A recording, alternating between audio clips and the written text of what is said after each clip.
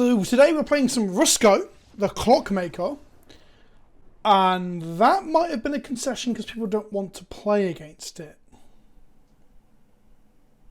In lieu of an actual Gladiator queue and the support of Gladiator, Historic Brawl is one of the more fun ways to play Magic on the Arena client. It is a shame that it's all based around a commander and the games end up feeling very similar because of this. It's the biggest issue with the format.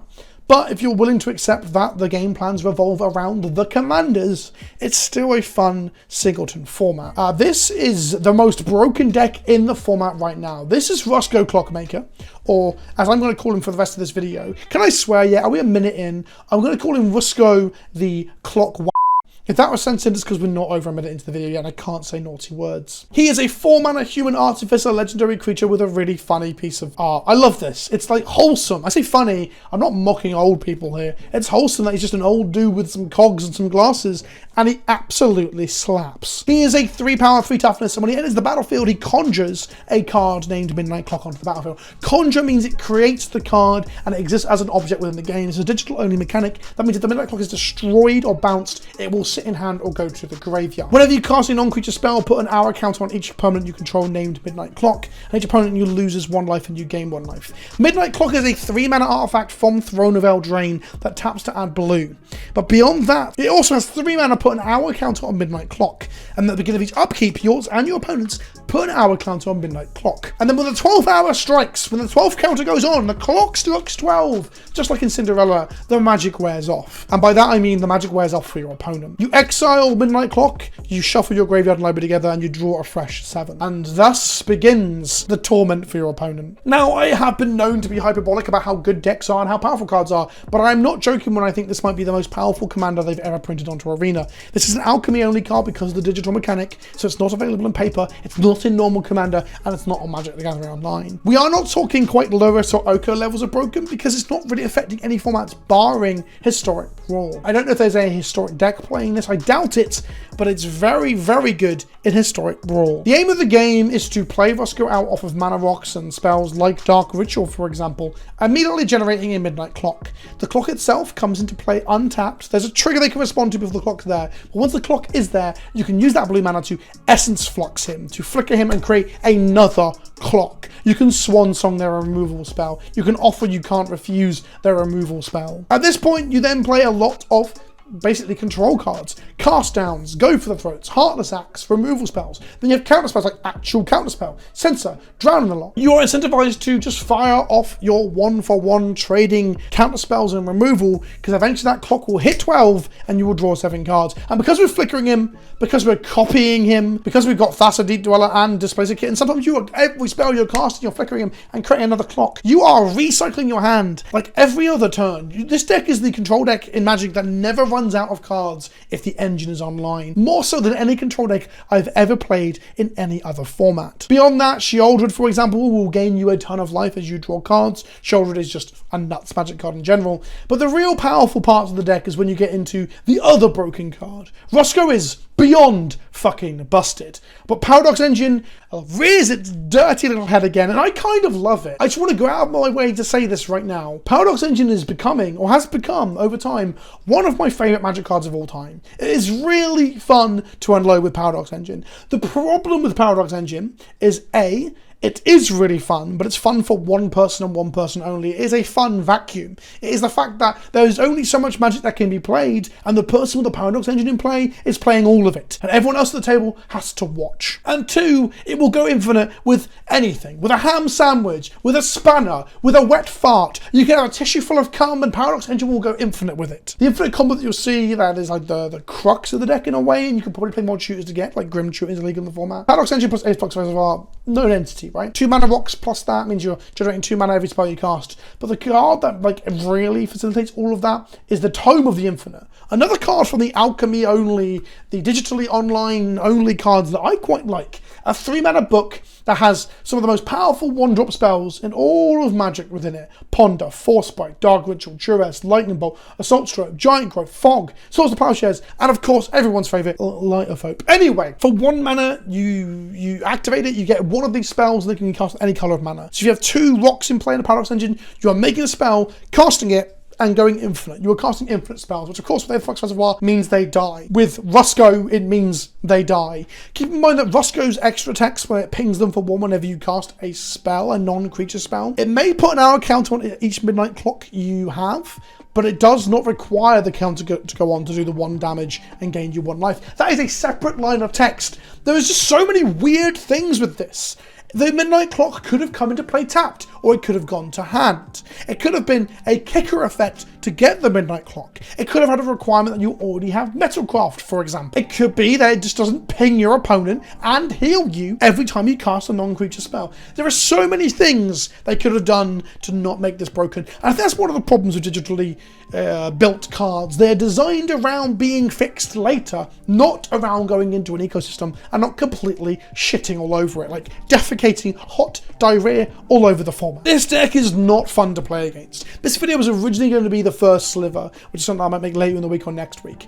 But I played against Rusko twice and I was like, this is fucking nuts. And I started to play it, I'm like, yes. This is absurd. Let's tell people about it. Right, before we get into some games, don't forget this video is brought to you by CoolStuffInc.com. So use a link in the description below or the code KENOBI at checkout to get 5% off your order and to help support the show. And of course, Patreon is the best way to directly support me. For $2 a month, get access to the Discord server, get access to our 140k leagues, our Magic the Gathering leagues, the Gladiator one coming up. And you also get access to a free artwork sleeve every month with free shipping. And yeah, you should be doing it. If you're not doing it already, you're missing out. It's the best value Patreon subscription in the entire fucking community. Right, games. So we are Rusko, Clockmaker into Vivian, Monsters Advocate. We've got a turn 2 Clock Daddy here off of Dark Ritual. Liliana Abundance from our opponents, which is interesting. Looks like they're going to be playing big green ramp effects. We're going to Dark Ritual out the clock. Make ourselves a clock. Oh yes, we're having a clocking good time. I don't even make any fucking sense. They play a Gala Greeters, cool. We're going to play a Navigation Orb and we're going to go ahead and crack it to just ramp ourselves, like absurdly. It's crazy how good blue-black can be at ramping compared to, I don't know, mono-green Leyland of Abundance decks, for example. A colourless Cultivate in Navigation Orb is kind of stupid. They play an Old Growth Troll, which will trigger the Gala Greeters. They make a Treasure, of course, a tapped Treasure, which is pathetic compared to our untapped clock. We're going to play a Reservoir, play a Signet, gain a load of life, go to 30. No attacks into the Troll, though. Remember, Midnight Clock ticks up on each upkeep as well, so we're only 4 turns away from it actually drawing us a 7, but of course we're going to cast at least 2 spells between that. So in the next 2 turns, we will just draw 7 cards. Oracle of Moldiah, they make a Treasure. The Oracle's going to give them access to the cards at the top of the deck that are lands. They only find a Vexage. Vexage is good against our deck, to be fair. We're going to play Snow-Covered Island. I think I'm going to counter that Vexage when they cast it. I think that's my line here. Yeah, that's what I'm going to do. No attacks, end of the turn. Or I'm just going to cast Sublime Epiphany at the end of the turn anyway. They cast a Vexage. I'm going to go ahead and I'm going to choose every mode. I'm going to counter target spell, return target non-land that's on his hand, create a copy of a creature that you control, and draw a card. I am going to target a non-land permanent to bounce it back to hand. It's going to be the Oracle. I am then going to copy my Rusko and I'm going to draw a card. We gain life off the Reservoir. We ping them with Rusko, bounce thing, counter thing, make another Rusko, keep the original Rusko, Rusko triggers and we get another clock, and they scoop it up. They don't want to play into that anymore, and I completely understand. Okay, we're into Tachover. I lost Tachover earlier, but I don't think I was playing this deck. Tachover can be a pretty strong deck when it gets off the ground. We're going to keep this. We have 3 mana. We're looking for a 4th mana or a mana rock, of course. We have interaction for the early dorks. We'll play our tap land and pass back to them. They play a Shape of Sanctuary, which is pretty good into all our removal. We now have 4 mana available. Slowly but surely we'll get towards Clock Mana. The other thing about getting to Clock Mana is we'll have an offer you can't refuse to protect it, although we're probably just going to kill stuff instead. You may put a land if your hand at the bottom tapped. Draw a card. If you control 8 or more lands, draw 2 cards instead. I think I'm just going to kill that. Yeah, I'm just going to kill that. They get to draw a card of Shape of Sanctuary, but I'm fine with them just not putting lands into play. They can have cards in hand as long as they're not ramping. Ramp is the problem here. We pass back to them. They pass back to us. We get to play a clock. Here comes the Clock Wanker. We get to make not a tree. I want to say a tree. That's a really weird thing. I think I was looking at this tree over here. They actually double blue there, so they could have counterspelled us, but they didn't, so now we're laughing. They cast nothing on 4 mana. I think they're stuck on double green, which is a shame for them. We're going to cast an op. We're going to ping them, and we're going to scry 1. We'll put card on the bottom. It's not doing anything for us here. Find a land. We untap, trigger the clock, draw a Dark Ritual. We're going to play a Snow-Covered Swamp here. I'm just going to go ahead and cast Time Warp, just so we get like another turn, another 2 triggers on the Midnight Clock thanks to Rusko. We're going to combat and hit them, untap for our next turn, trigger the Midnight Clock, draw a Vortex, Vortex is good against their stuff, but not great against our stuff, unfortunately. We don't really have much to do here, so we're just going to end up putting, like, counters on our clock. So we're tapping for 3 again. Not the best gives. Our opponent isn't doing anything. They're literally doing nothing. Another blue source from them. They cast Tachyover, which we allow to resolve. And now it's going to grasp it. They get to draw a card, sure, but it means they don't have Tachyover next turn. They just scoop it up. Okay, that's not really a display of the power of this deck. Our opponent spanned their wells and did nothing. Well, against the First Sliver, which was the video that I wanted to make today, until I realized just how broken Rusko actually is. We can keep this. We don't have any ramps, so we're a bit slow, but we have interaction. And Search for Us Counter is obviously a ridiculous magic card. They take their free mulligan, and we are off. We drew a removal spell. I was just thinking, you know what our hand doesn't have is removal, and then we drew some anyway. So I'm going to keep I'm going to cast Search for His Counter here, and then Cast Down will kill whatever their 2 or 3 drop Sliver will be. My experience of playing a bit with First Sliver is that it looks like a Sliver deck, but in reality it's just a First Sliver deck. And what I mean by that is you always just want to be casting your commander. And that's kind of one of the problems with this format in general, is that you always just want to be casting your commander, I guess. We'll play the Baron more. We'll pass the turn, keeping up Cast Down.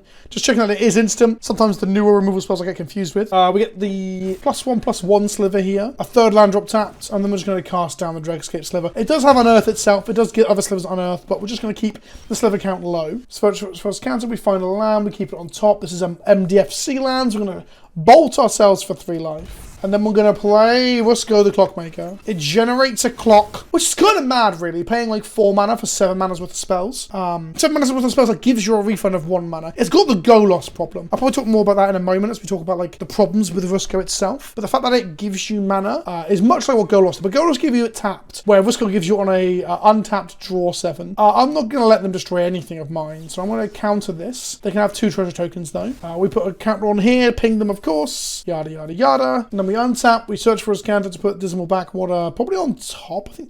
I think hitting land drops is good, but I don't think we need them. We're going to make a lot of clocks this turn. We find Fatal Push. We're going to play Displacer Kitten. We're then going to go ahead and Rona Vortex the Predatory Sliver, which will trigger Displacer Kitten. We'll flicker our Rusko. It'll ETB and make us another clock. It'll ping them. This is just filth, isn't it? This is actual filth. We're going to play Aether Spellbomb, which will do the exact same thing again. We're going to flicker Rusko, generate another clock, which is fucking absurd. Like, I know this isn't a competitive format, but this isn't healthy, is it? This is like the opposite of healthy. Pass back to our opponent, take up all our clocks. I feel like such a clock wanker. They can cast First Sliver here though, because we gave them those treasures, even if they miss a land drop. They didn't miss a land drop, so they just cast First Sliver, which gives them a chance here. Gives them a good chance to hit something hot. So First Sliver's going to go ahead and cascade into a Cultivate, which is not what you want to hit. And that's one of the other problems with the First Sliver deck, is that you can't really play counter magic, and some of your low cost spells like Cultivates and Thoughtseizes are not ideal to cascade into when you're trying to make a board presence. Especially against the abundance of like sacrifice a creature effects you get in Modern Magic. I found that as well, getting like the Rankle, Liliana the Veil, that Vampire from Shadows of Innistrad, not Shadows of Innistrad, Crimson Vow. All the like go to combat you sack a thing effects are really bad when you're trying to keep First Sliver alive and you don't hit a body with it. Okay, they have a 7/7. We have an absolutely ridiculous board save right now. Do I just want to draw a card? I think I just want to draw a card. I guess flickering. Yeah, Shouldred's pretty good. Davriel can go on top. Big fan of Davriel here. We're going to go ahead and just Davriel. Yeah, and then we're going to flicker Rusko. Make another clock, which is kind of stupid. And it's more than a little stupid, right? And then we're going to go ahead and get some offers. So what does Davriel do here? We're going to draw 3 cards. Yep, and then we're going to... each creature you don't control gets +1/+1. Yeah, whatever. Like, who cares about that, really? We draw a load of stuff here. We're going to play an island. We're going to cast a Sculpting Steel, I guess. This is going to flicker our... Well... Flicker our Davriel, I guess? And then Sculpting Steel a clock? Yeah, I guess so. Let's do that. Flicker Davriel. We're going to select and copy a clock. I'm going to go ahead and accept another offer. Exile top card alive with we draw a card. Yeah, whatever. Who cares, right? And now we have access to Censor. If we cycle it for 1 blue, which I'm going to... Maybe we'll draw something we can actually cast. Exile 2 cards, sure. No attacks. The second Davriel gaining a +1 to, like, draw a card isn't great. I guess if we draw 7 cards, we're going to exile 14 cards. That Davriel thing might be a bit too spicy for us. I guess we need to kill them with Shieldred before that happens. So we're going to cast Shieldred next turn and then take up our Midnight Clock and just gain a bunch of life and stuff. They're going to cast Grave Shifter, which will cascade into a Realm Walker, which is pretty decent. And then Realm Walker will cascade into the 1-drop First Striking Sliver. No, the Hellbent Sliver that pings us. Okay. And then they opt. Sure. Fair enough. They didn't get the Haste Sliver, which is good. I wonder if I'm going to mill myself out this game. If they got a way to kill the Displacer Kitten, they absolutely have to do it. Yeah, there it is. The Displacer Kitten is gone. First Sliver comes at me. No, you got to come at Davriel, surely. Yeah, if it comes at Davriel, we say no blocks. Davriel can die. I don't really care. It did its work. Did a lot of work, to be fair. So we take all our clocks up. We search this land into the bin because we've got land in hand. Transform the Search Canter. Draw Otawara. Exile 2 cards. Play a Sheoldred. I can't use my Fatal Push on anything. I guess I'm just going to draw, like... Yeah, I'm going to draw 7 cards, exile 14 cards, which is a little bit scary. Look at all these triggers. Jesus. I kind of need my Sharknado, but I'm probably going to... What's going to happen is I'm going to put all the things I need to kill them into exile. Shit the bed. Okay, we're going to go... Oh, what are we going to do? Tome of the Infinite. Ping them. Activate the Tome. Dark Ritual. Yeah, I'm going to Dark Ritual here, which will tick up our clocks. And then we're going to go ahead and play a Chromatic Lantern. Ping them for 1 again. Then we can consider... Although we are exiling... This turn our next we're exiling 24 cards off of our library, by the way. So 28 cards out of our library. We really need to find a way to kill our opponent. No attacks. They untap. They draw a card themselves, pinging them for 2 off Sheoldred. We took all of our clocks up. We cannot die to combat damage now because Sheoldred's going to get us... Oh, the clock went then. I should have... Yeah. I guess we can, like, Tome of the Infinite cards back into our library, perhaps. So we're going to exile 14 cards here. Oh, I'm going to deck myself. Davriel, what have you done? You've ruined everything. We found a Sharknado, though, which I need to cast, but we're going to actually shuffle it back in by the time I activate this Midnight Clock next turn. I have too many clocks. They go to 13. I want to counter whatever they play with my 1 blue mana. Can't counter that. They hit a Divest, which doesn't really matter because we're just going to shuffle in whatever they put in our graveyard anyway. I guess we need to get Aetherflux Reservoir. That will kill them. Like, Aetherflux Reservoir kills them here. The card that gets Aetherflux back out of exile is in exile. So we actually have to just Raw Dog draw it. I don't want to cycle this Sandbar now. There's no reason to, because it'll just mill us for more, and we're going to shuffle our library back anyway. Dregscape Sliver, sure. They have no more 1-drops left in their library because they hit nothing off Dregscape. Not a Plowshares, not a 1-drop creature. This is 9, 12, this is 18 damage, which I don't really care about. They actually probably have to think about blocking, because we might just kill them through, like, damage. Yeah, they don't think attacking's good here. They're hoping we'll just deck ourselves, I guess. So we're going to put counters on all our clocks. Okay. We draw a lot of stuff, but none of it good.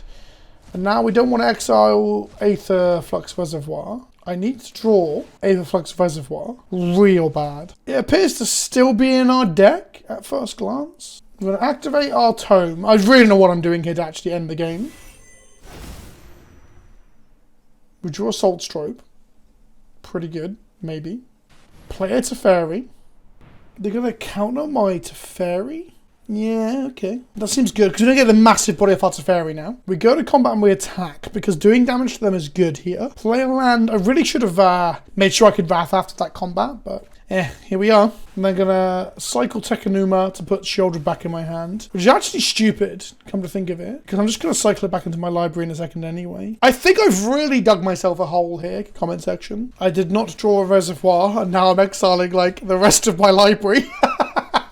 Fuck. Sheoldred and Aetherflux Reservoir are now in exile. I'm sure I could have played this better. We basically need to cast like 11 spells now. That is our plan. Yeah, that's my only way to victory here. Flying and haste from them, which I don't think matters too much. I don't think they may kill us for combat damage. I guess if they hit us 3 times in a row, they would. Oh, they do have a Changeling Outcast in the deck. They just didn't hit it off the last one. I don't know how. So they attack us for a bunch. We want to attack with everything so we can hit them for 3 and make the number of spells we have to cast a lot lower. That'd be nice.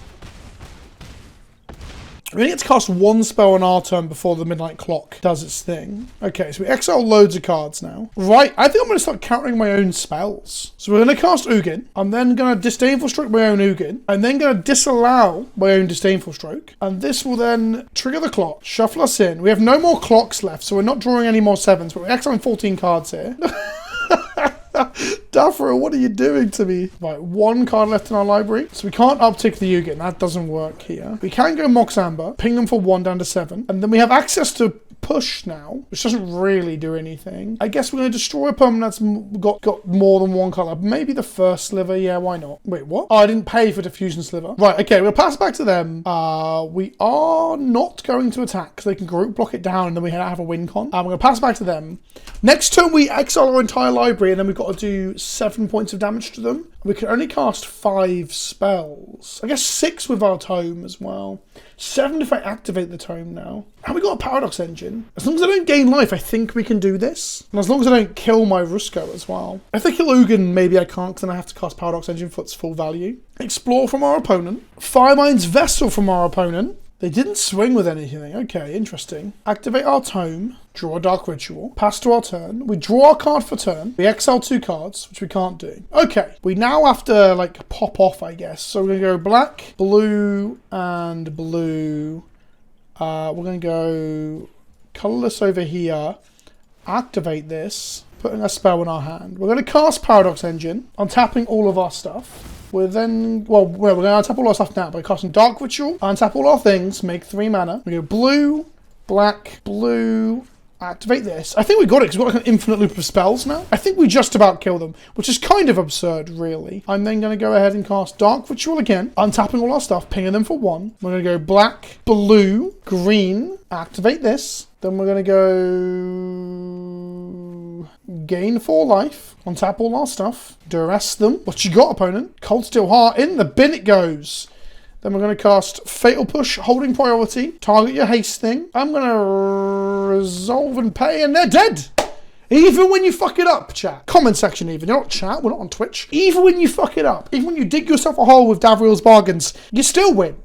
Is that the commander? Partly. Is that Paradox Engine? Also partly. I wonder if Paradox Engine's also going to be an ongoing problem for the format. We're now up against the Epic Hovium. You must be excited for next year with who on the way. And they're playing with a really cool avatar, the Oracle of the Alpha, and they're playing Azusa. And we've got ramp. We have no flicker, no counter magic for when we play Clockwanker. But that's fine. The Baron Moore tapped, passed it back to them. It's nice now to be able to draw cards without exiling our library. I'll go as far as to say that. We're under no duress, so I'm going to play Ominous Seas here just to start ticking that up. It's a card that I really like. I really like this design. I think it's really flavourful. One of my favourite uncommons from Ikoria block that no one really talks about outside of like Gladiator and Commander and Brawl, I guess. They played their Azusa. We put a counter on here. We're going to go ahead and not be able to kill the Azusa right now. So, yeah, we'll play a tapped Guardian Idol and pass back to them. They play a land. They're thinking further about whether to play more lands, or I guess they haven't got any lands, or whether land sequencing matters. Fierce Empath is going to get them a Creator of Behemoth or something very gross. They got a Titan of Industry. That can destroy my Artifacts and Enchantments, which is a bit of a shame. Maybe I'll draw Thoughtseize, who knows. So, well, if I destroy my Artifacts or Enchantments, I get to push the commander, but the damage is done from Azusa now, right? The damage is done. We go to my turn. We don't draw any counter magic, unfortunately. Play an Underground River. We'll play a Clockwanker, conjure the clock, and then with the clock and the land left over, we'll play Reckoner, Bankbuster, Trigger Rusko, ping them for 1, game 1. And now they can kill our clock or Ominous Seas, both of which are going to be problems for them in the long runs. They've got to decide what to do. Titan can do 2 of the options, right? You can't do 2 of the same. Yes. There's also a small chance that they miss a land drop here and don't play Titan, but like they're in a Azusa deck. Although that said, they only played 1 land last turn. Okay, that's Oracle. They are missing land drops here. They have an Evolving Wilds in the bin though, which means that Crucible plus Evolving Wilds will get them 3 tap lands a turn. 4 tap lands a turn, thanks to Azusa plus Oracle. Fascinating stuff. We untap, we trigger the Midnight Clock, we draw Archmage's Charm. So we're just going to draw 2 cards, I think. I think that's what we do here. We could counter the Titan. We could counter the Titan. Countering the Titan does seem strong too. Yeah, let's do that. Let's go black mana and colourless mana. No, I'm not going to even draw for the Bankbuster right now. Instead, I'm just going to pass the turn. Sometimes you got to play like control, right? I could be attacking with Rusko here, but they could group block him down, which wouldn't be ideal. They could just play the Crucible here and we counter that as well, because just the amount of value they're getting out of it. Although them spending a whole turn to do that. Now we counter the Titan here. So counter the Titan, trigger everything, put a counter on this, ping them, so on and so on. And they scoop it up for some reason. I mean, we haven't even got there yet, but perhaps they've seen enough when it comes to Rusko to bother playing anymore. Which is a problem, right? If everyone is just scooping out of this fucking commander. I'm not saying people should play this, because it is dumb. I want to highlight how dumb it actually is. Okay, we're up against Jetmir, Nexus of Revels. I don't think I've ever seen someone play this card. We have a hand with no black mana, but this Demolition Field will find us black mana if they have any non-basics. And we have access to Aetherflux Reservoir and a Vortex to bounce more of things. And this is pretty good. This is pretty good. I'm probably going to play my Sanctuary turn 1 to get the tap land out of the way. They've mulled to 6. They said hello. Hello, I'm sorry for the game of Magic we're about to play. Let's go ahead and play the tap land. So Jetmir, could you draw a +1/+0 in Vigilance as long as you draw 3 or more creatures? 6 gives them Trample. And 9 gives them first double strike, and with a +1 for each one. Prosperous Innkeeper is something I do not want to be bouncing, so we're just going to play a island. Pass back to them. I guess we'll Demolition Field the command tower next turn. Yeah, that sounds pretty good. Growing Rites of Ithamok. Okay. So they have a Gaia's Cradle eventually, which is a much better target for our Demolition Field. They hit nothing with Growing Rites. That's what I've always done as well. The front half of Growing Rites just says look at some cards on top of your library and get fuck all out of it. That's my personal experience anyway. I'll play a Hercule here. I'm probably gunning to blow up the Gaia's Cradle. I don't want to lose that Cradle later on as well. So Hercule allows you to look at cards on top of your library and top 5 cards, and then you get to put a card that shares a type that's non-creatures when you cast this turn into your hand. So if we cast Reservoir this turn, we get to grab an artifact, which is way better than Enchantment, but the Enchantment creature is fine too. Actually, I think Memory Deluge just finding us another land is much better. They have 2 mana up here, they're not in blues, this is unlikely to get counted. Top 4 cards of our library are lands. We're just going to grab 2 cards. We're going to grab Tekanuma and a Swamp. We're going to go to combat and attack. 2 damage here with Hercule. Master Wizard of Hercule's Recall fame. Put Disallow into our hand because we find it. Shoulders was in amongst them, and now Shoulders going to go into the bottom of our library. They're going to discard a card and draw a card, getting rid of Prize Fight. We have to discard down, so I guess we discard down, I guess Rona's Vortex. For now, sure. Make 2 1/1 servos. Just going to flip their Growing. They are such a token deck, as you can see. Getting loads of life off the Innkeeper. Flip their Itlamok. We're going to go ahead and play a Swamp. We're going to go ahead and blow up the Cradle. Demolition Field is the new Field of Ruin, so only us and that opponent get it. It's much better in Commander, where Field of Ruin gives everyone access to it, right? We get a blue source there. It allows us to keep Disallow, and we're going to say no attacks and pass the turn. No trigger on Hercule there. We just get to counter their Commander. They can have 2/2/1s, that's fine. They gain a load more life, who cares? It's 4 mana to cast their Commander. Why are they casting it? What the hell? They want to cast into open mana? Sure. I guess that's relevant. That's valid. We can play the Clockmaker and still keep 3 mana up. Seems strong. There we go. We now have a clock. It begins. No attacks from Hercule. Put a counter on our clock. They play a land. Temple of Triumph or Temple of Scryumph if you're feeling punny. They cast their Commander and we're just going to disallow it. They can cast again next turn. We don't have a counter spell for it. We untap and we draw a Desert of the Mindful. If they play this next turn, do we just die? Do we just die? There's going to be so much stuff in play. Do we have to go Aetherflux Reservoir, gain a life, off of a spell, pray? We have 8 mana, Paradox Engine, ping them, Ominous Seas, no attacks, end the turn.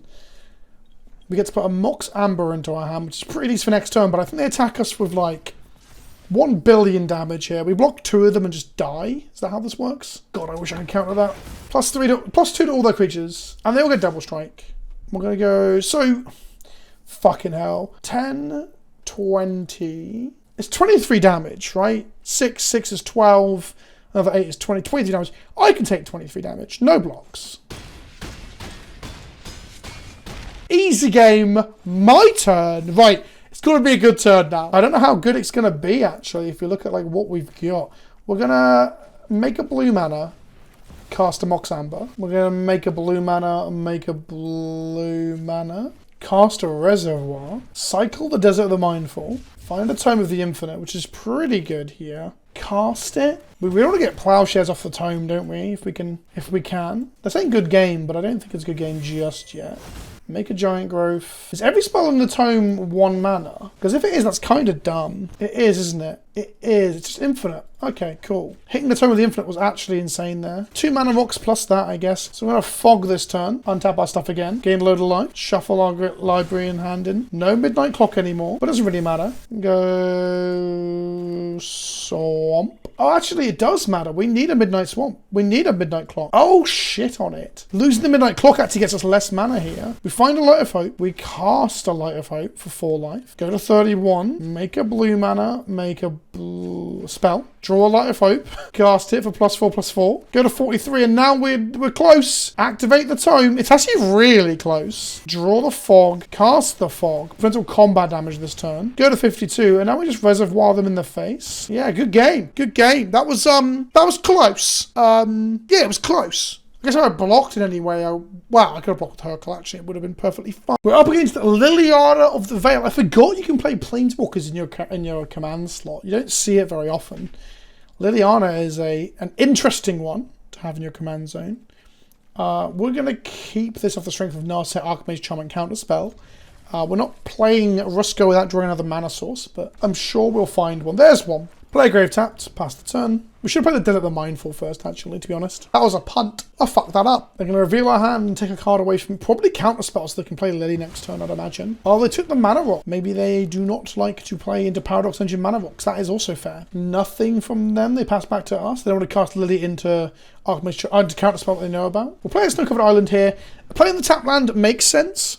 But I actually want to keep up Counterspell and Archmage Charm, so if they were to attack my hand with a Thoughtseize, for example, they can't take both the counter magic and they can't get Lily through. Okay, they do not want to play any more of that game. Do I blame them? Mate, I'm not sure. I'm not sure. Maybe people concede too early. I'm not sure. One more Azusa for the road.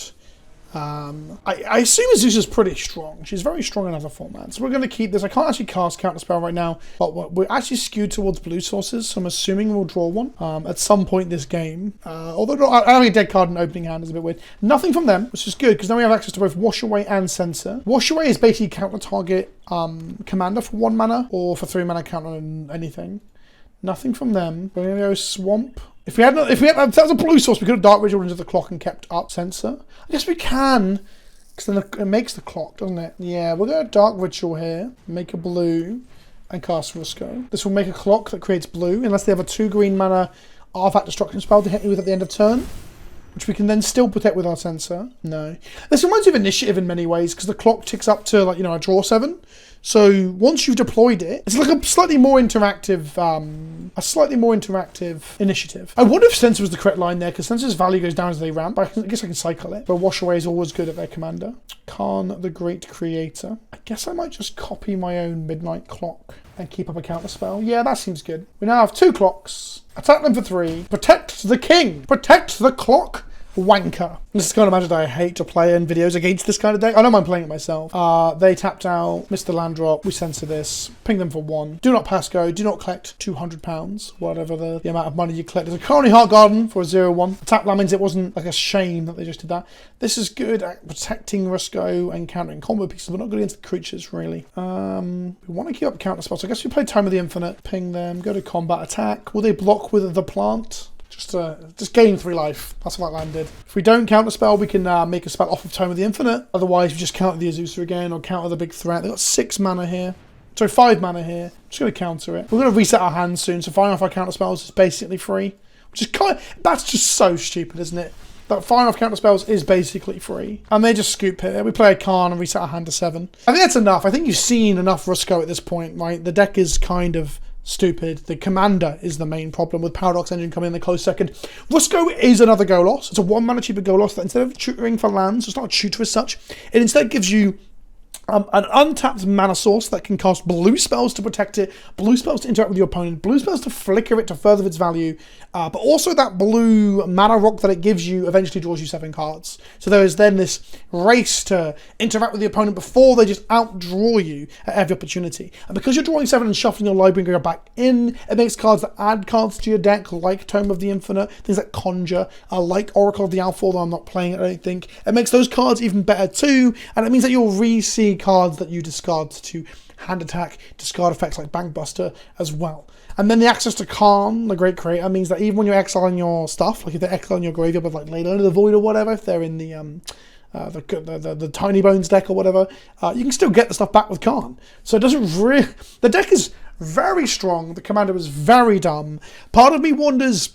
Like, I'm very old school, so I'm just like, well, ban it. Ban it and move on, right? And give us a wild card back for doing so.